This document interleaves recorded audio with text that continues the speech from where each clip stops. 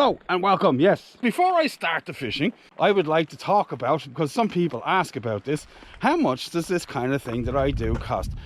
A lot of money. More money than anybody could possibly afford, me included in that. So how I cut down on costs is by producing my own tackle in whatever capacity I can. That's terminal tackle for surf casting, and jigs, feathers, you name it, I make it myself. And this is for two reasons. Not only is it really expensive, but you learn about angling when you do this. The truth of it is, if you're fishing the way I do and you fish from the shore, you would be rapidly broke at the cost of mainstream tackle. But if this is something you do on a weekly basis, no, that is not something you can afford to do. Not unless you are extraordinarily rich, and I am not that. What I've realized over the years is, it's fishing tackle. So long as it is designed properly with thought, it will catch fish. That's it. It just needs to be made well and thought about, and then you're going to catch fish, right? Soon the jigging season will grind to a halt, basically speaking, apart from a couple of sessions. And this is basically because of the cold. It is brutal to shore jig in anything past -2. It is brutal, right? Your hands get cold, your feet get cold. And then when it gets on from that, some people talk about ice on the lines. I don't get ice on the lines because of the style of jigging I do. Every time I jig the rod, it shakes the water off the line, so I don't actually suffer from the ice on the line. If somebody's watching, they asked me this before, I forgot to answer it. That's what it is. This season I produced 115 jigs or so, right, ranging from 100 to 40 grams, and I have burnt through nearly every single one of them. I'm coming to the end of it. Fortunately, they have lasted me this season, and hopefully I won't have to buy any more. So first of all, I'll introduce you to the rods. I'm fishing the same rods I have on this mark since I got here to Chungsfjord, and it is two of the heaviest rods I have. The first is the Abu Salty Style, 30 to 100 grams, right? It has 30-pound mainline, 8 strand, and a 30-pound leader on it right now. And the other rod is the Mad Mouse Sniper XT, right? That's 50 to 120 grams. Lure killer, 6,000, right? 40-pound mainline, 80-pound leader, right? And I will introduce the jigs as I'm using them. The weather is fluctuating so badly up and down from minus to plus. It's just, can't make its mind up. It is a sign of the times. It is global warming, and it is interfering in everybody's lives right now. Sometimes for the better and sometimes for the worse. Like for instance, if you enjoy mackerel angling, you're one happy guy. If you enjoy catching cod, no, I don't know what this means for halibut, another cold water species, but they're a bit crazy, so you know, I don't know what it means for them. But I'm going to start with the Salty Style, and it's got a 60-gram jig on it. Let's get a jig in, see if we can get a fish up my head you go. We get the lightest setup I have. I'm going to work the end of this little thing. Like, I swear to God, every time I put a cast off the end of this, I've caught a fish. Every single time. Yeah, I know why. I actually know why, because I can see on the charts this area here is relatively shallow, and this area here is abyssal deep.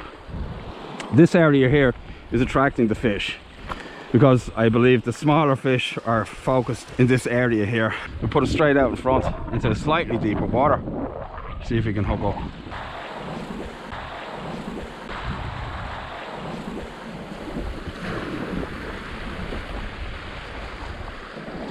Nice long cast. So we let that shoot down. Right, there was none in the usual spot. That's it for this part. I'll be back here at some point and decide, but right there is where I'm going. I'll see you over there. So I'm not exactly where I said I was, but nearly. Such a nice place, I thought I'd give you a look what's going on. Where I'm going to fish is over that lip there. Ah, here we go. This is it. Beautiful. Right, this is the next mark. So I have my extendable gaff with me. This is why I never know what's going to happen in a day, where I'll end up, what kind of ground I'll end up on. The best place possible to cast would be up here actually. Now I've got some elevation. Getting down to the water is one of the biggest mistakes you can possibly make. If you can get some elevation and be able to cast, do it from there. Getting down there or here or whatever is counterproductive, believe it or not. Now I've got the elevation, I can see where the ledge starts and I can bully that fish right up over it, so I'm going to stay where I am, and then I've got my gaff to deal with it after that. once you get the fish over the ledge, it's basically party time for yourself, right? So this gaff here is 5.5 meters long, right? Looks pretty long, yeah? Now, here's the water in front of me. That doesn't look so far away, but I guarantee you this gaff won't get down there, right? It just won't. No matter what I try to do. It's still 2 meters shy of its mark, believe it or not. So even with this 5.5 meter gaff, you're still short a lot of the time. But it does make life doable, shall we say that? Because now I only have to get down 2 extra meters, whereas before I'd have to go all the way down there, and sometimes that can be hard when you got a fishing rod in your hand. So I'm going to get a jig in and see if I get a fish up. You can't see it, I can see the reef. Right here it runs out about 5 meters, 6 meters, and right here where I'm going to fish, it comes in about 1.5 meters, so it's about 4 meters off the edge there. So I think I can manage to get a fish out of here. I've still got the long gaff, so it is absolutely necessary if you're going to do this. So we're going to get the lighter rod because I know the ground is clean and I've got the elevation now, so I don't really need to worry about that. We get a jig in, see if we can get a fish out of here. Even a 4 or 5 pound fish will hang you up on that, especially cod. They're not fast, but they are strong. They are very strong. Not fast though.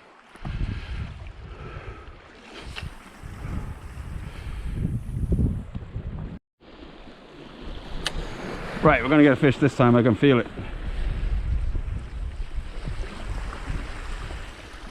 The gully in between is where the fish are going to be. These areas funnel food, small bait fish, worms, whatever. So I'm just going to let it drop off what I believe to be the edge of a rock or a sandbar. Something hit it.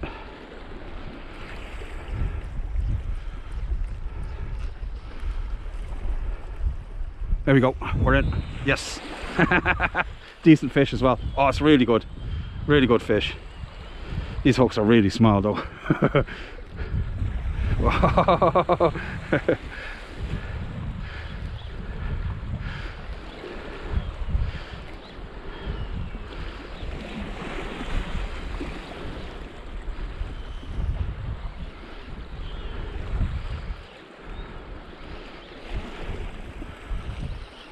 I'm going to take it gently. Those hooks are just a 3-0. Doesn't feel that good now. I'd say about 4 pound, 5 pound, but when they first hit the jig, you know, these cod, man, they put their backs into it. Oh, he's into the rocks already. Here he comes. We got him. Elevation is what you need.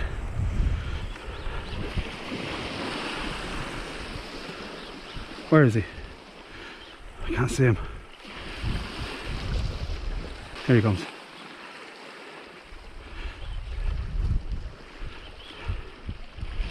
There he is. Oh, it's a nice fish. Oh, it's a nice fish. Get out of there. It's a nice red cod.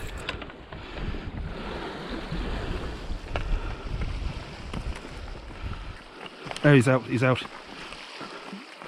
I think. No, the leader's still snagged. There he goes. Nice red cod.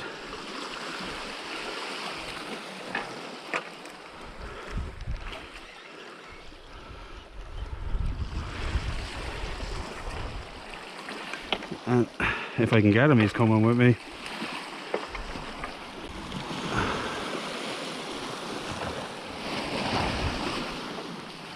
There we go.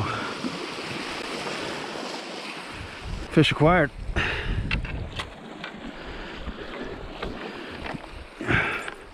There's quite a big fish for that. For that jig there. He's a nice boy. Look at that size of it. Nice. Decent fish at last. I get you look at him. So there he is. Nice red cod. 5 or 6 or so.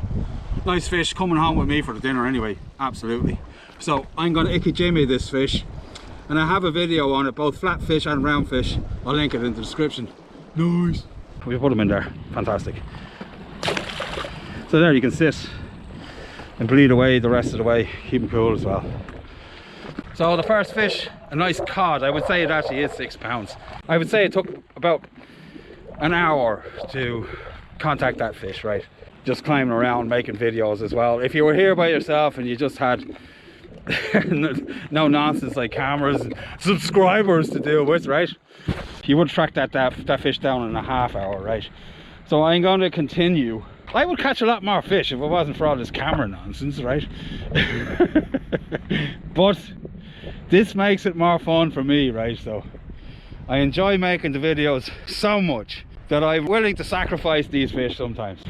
I do on occasion fish without cameras, but it's a rare and enjoyable time. But you lose something when you're a YouTuber and you catch a great fish and you don't catch it on camera.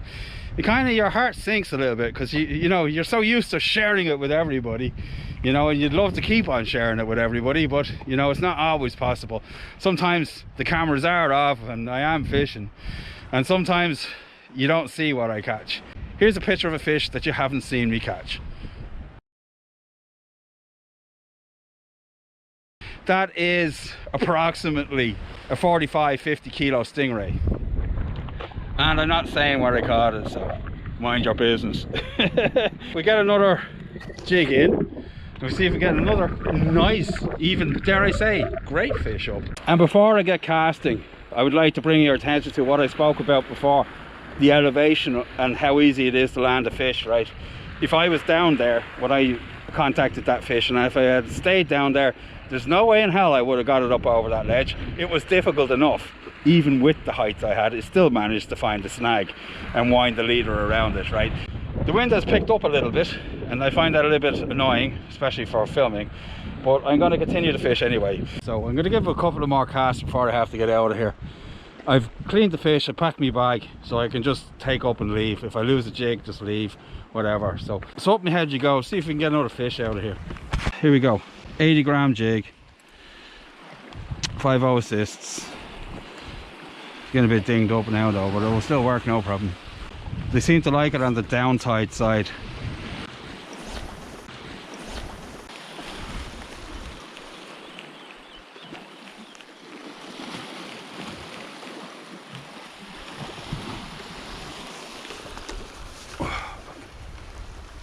Right, we'll have one last cast right out in front, and then it's time to get out of here before I can't find my way out. It gets dark real quick.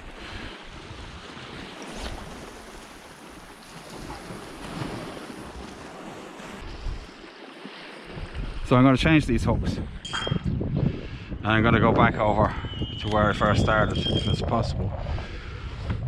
So that's it for now. But the next time you see me, I'm going to be over there. So stay tuned. It's all about to kick off. Nice. So back where we started, and I'm going to try for one more fish. The tide's pushing too hard to fish where I was. Not that you can't get down to the bottom. The fish just don't seem to like it. Whatever underwater features there seems to be a slack water place round about here. And I have picked up cod there in the past. This is only the third or fourth time I've fished this mark. So yeah, wish me luck. It's about to get dark. It's just going to be a few last casts. Of course, up my head you go. Shut up. Right. So you get in here. Same rod, same jig, same blah. Right.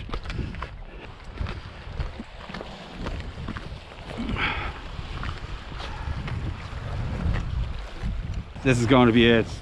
Just a few casts and that's it. I'm done, alright.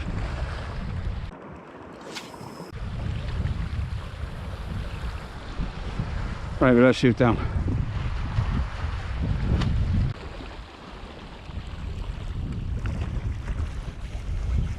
We're in. Yep. That's a really good fish. Wow.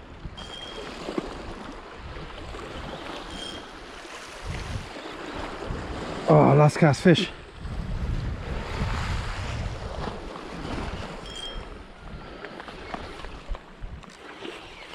Man, he hit that like a ton of bricks.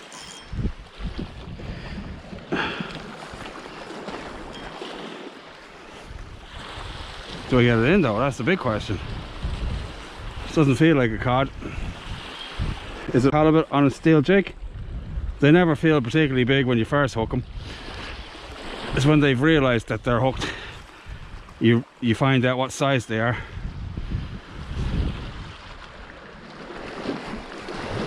Typical halibut thing. It just feels like a ton of bricks.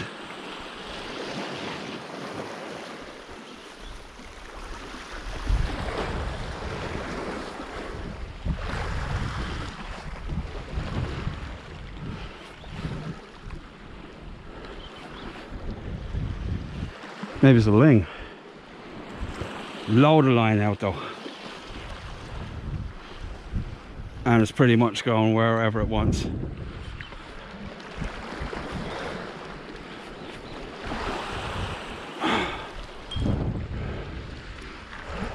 Man, I wish I was on a pier right now.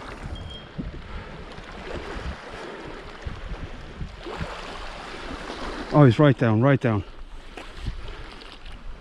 You can feel the leader grating through the rocks. There's no point in bullying this fish. This is so weird. Is it a big cod? What is it? I can see it. It's a big cod. It's a big cod. He's a big guy. Oh, that's why he's fighting so weird. Got him wrapped up. Although he's coming with me too.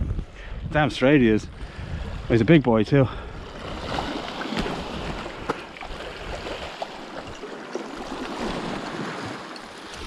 Oh, oh, oh, oh. That's why he was fighting so weird.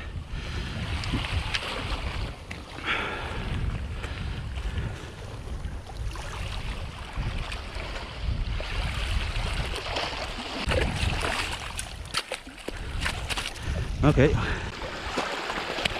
There we got him. Nice. Oh man. He's a big boy. Yes. I don't know, 8, 9, something like that. So there's my guy there, about 8 or 9 or so. Yes, nice fish. So that's it for this video. 2 nice fish, come on, right? So I hope you liked it. I'm Billy, this is Billy in Arctic Norway. Wherever you are in the world, remember, I'll see you on the beach. Bye.